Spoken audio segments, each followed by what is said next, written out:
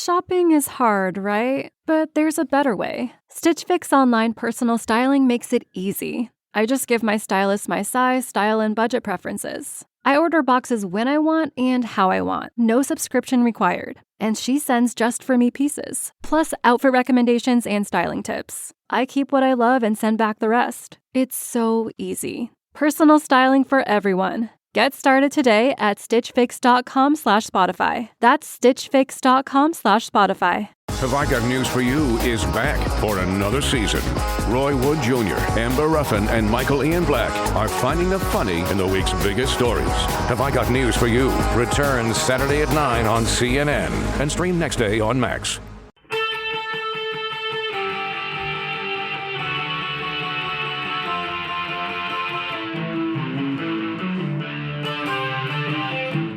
This is the Daily Blast from the New Republic, produced and presented by the DSR Network.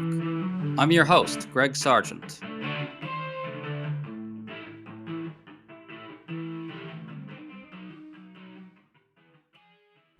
Little by little, Republicans in Congress are waking up to an uncomfortable fact.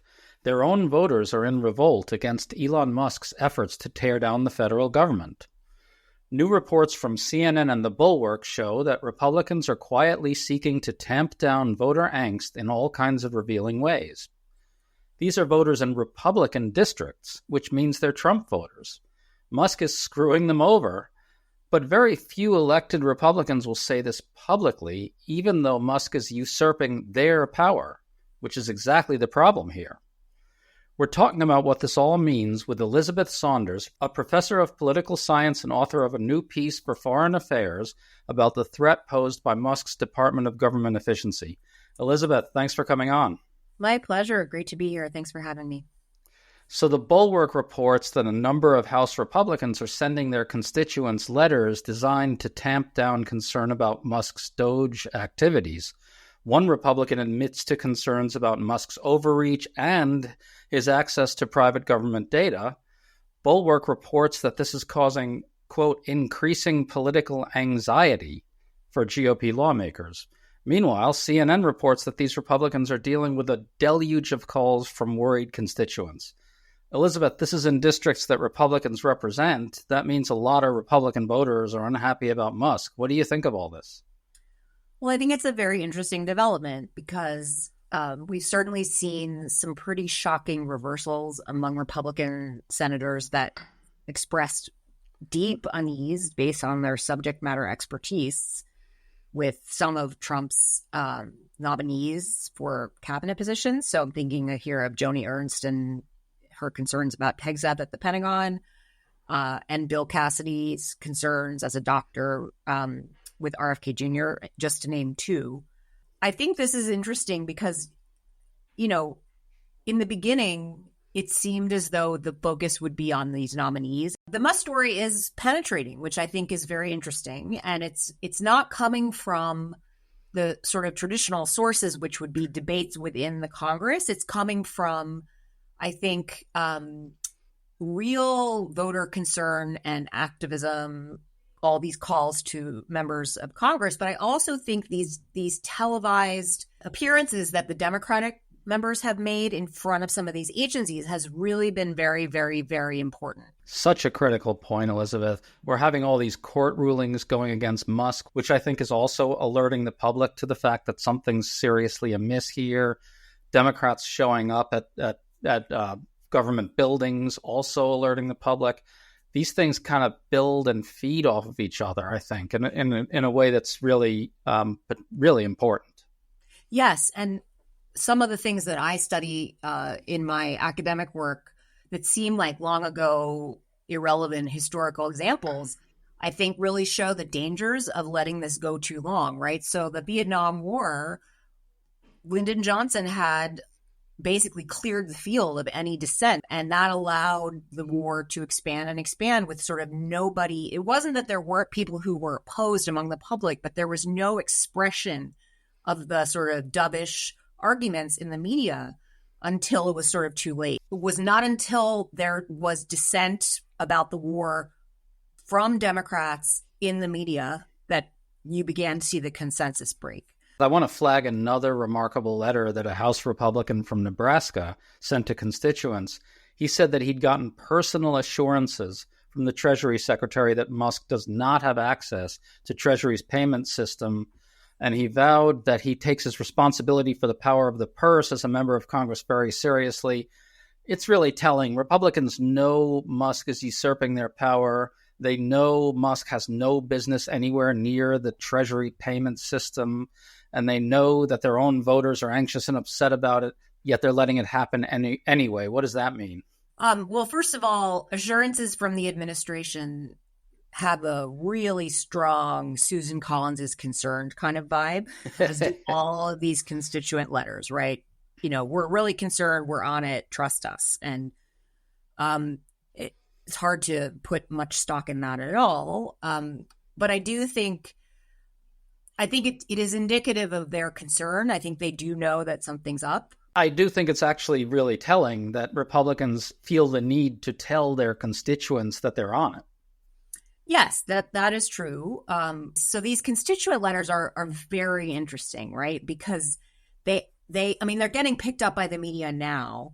And it's very interesting that CNN and Bulwark have analyzed them, but they're not, and they are a public document, but they are not the sort of,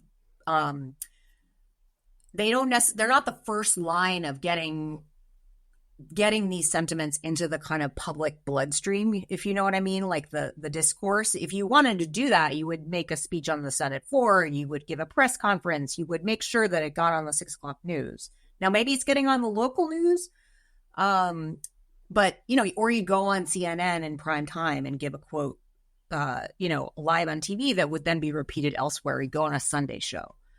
That's a much more effective way to do it if you want everyone to hear it all at once. This is a little bit kind of on the down low. So in CNN's report, a number of Republicans are raising issues with Musk's attacks on the federal government. They're pointing out that some of their districts have a lot of federal workers in them, that Musk doesn't have the authority to close whole agencies of the federal government by fiat, and that Musk's attacks on the U.S. Agency for International Development could actually damage national security. It's interesting that they're forced to admit to all these things, even if, as you say, it's sort of on the down low.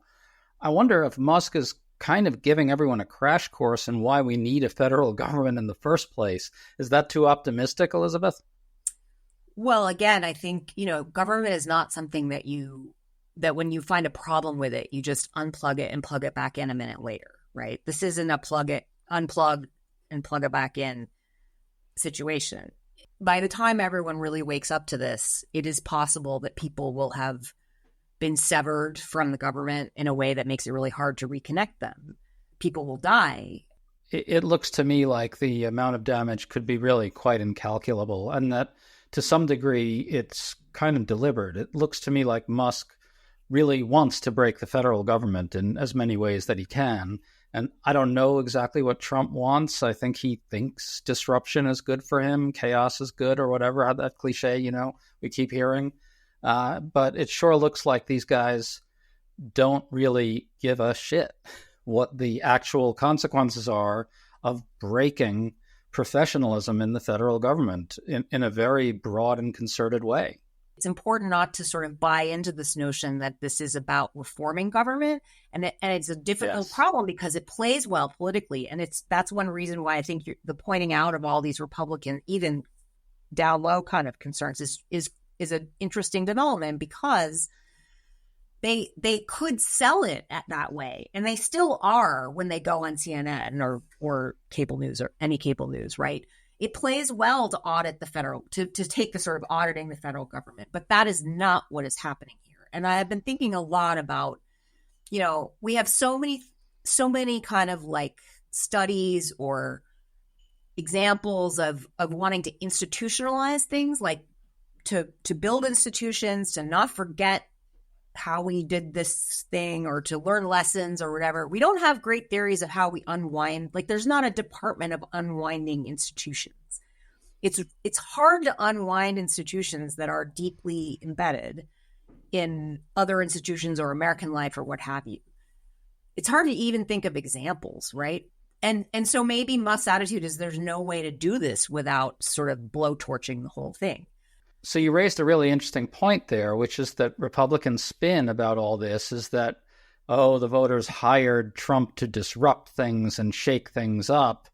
It sure looks to me like voters are quite alarmed by this shakeup, which is surprising to me because voters tend to like that kind of talk about reform and so forth, which makes me think that the hubris among Musk and Trump and their whole kind of crew of sledgehammer wielders is so pronounced that they just think they can do anything and they can sell anything. Now, I don't know how far they're going to get with public opinion that way, but I think it's pretty clear that we're already seeing a voter backlash to the type of quote unquote reform that they're trying. So after the rewriting of January 6th, nothing surprises me anymore with respect to politicians and what they will say to their voters. I do think that this is a really important balancing act that the Republican congressmen and senators are trying to pull off, and which way it goes is crucial for what happens next, because they have, as you said, a very good political argument has a long tradition, and this is maybe a super extreme version of it. But this argument they can spin it as this is auditing the government, this is cutting waste and fraud. Some of the things they've cited are ridiculous and byproducts of, there is waste, fraud, and abuse, all of that. There are agencies that need reform. We can stipulate to that. But they'll always have that. So the fact that they're talking about it at all at this other level is important, as you say. But if that's their safety valve and it's effective enough, they'll just keep saying the other arguments at the national level, right? You really have to get them on the record at the national level in a way that breaks through for it to lead to a mass change in Republican opinion. And nothing that Trump has done up to and including January 6th, which is to me like the breaking point, right? It's not a policy difference. It's an attack on the government and the Constitution and all of that. Nothing has led them to say enough. It's February, and that means Valentine's Day is around the corner, love is in the air, and the new Trump administration is causing stress with every new action. The best way to stay up to date on the latest news and breaking headlines during this turbulent time is to become a DSR member and gain access to additional content across our network, in addition to other exclusive benefits like an ad-free listening experience, exclusive content, access to our Discord community, and more. Use code DSR2025 to get 40% off of your membership and sign up today at thedsrnetwork.com/buy.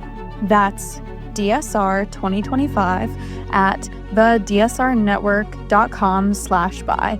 Thank you and enjoy the show. So now it's starting to look very plausible that Trump and Musk will ignore court orders. J.D. Vance tweeted that judges aren't allowed to constrain Trump's legitimate power. Musk has been tweeting about a judicial coup against Trump. I think this represents another level, another kind of test for Republicans. But as you say, they seem to be eagerly embracing Musk's and Trump's abuses of power, despite the, assurances to voters. So at this point, I can't see them even condemning the outright defiance of the courts. Then what? Well, I think there's going to be a breaking point, and it may be defiance of a court order or a Supreme Court ruling. The other place I'd be looking is the military, right? I mean, that could also precipitate a real confrontation, as it almost did in the Lafayette Square case.